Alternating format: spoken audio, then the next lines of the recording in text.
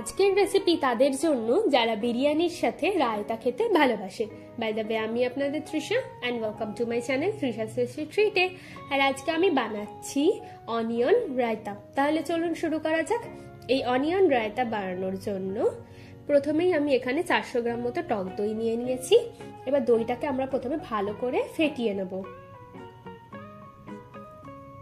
দই ফেটানো হয়ে গেলে এবার আমি এর মধ্যে একটা কাঁচা লঙ্কার কুচি, একটা পেঁয়াজের কুচি দেব, 2 চামচ মতো ধনেপাতার কুচি, হাফ চামচ গোলমরিচের গুঁড়ো, হাফ চামচ দিচ্ছি চাট মশলা, আর স্বাদ মতো আমি এর মধ্যে নুন দিয়ে দেবো।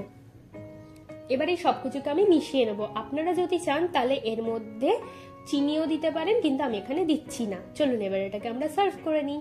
আমার ভিডিওটি যদি আপনাদের ভালো লেগে থাকে তাহলে প্লিজ একটি লাইক করবেন, প্রচুর শেয়ার করবেন, আর এরকম আরো ভিডিও পেতে আমার চ্যানেলটিকে সাবস্ক্রাইব করবেন। টাটা।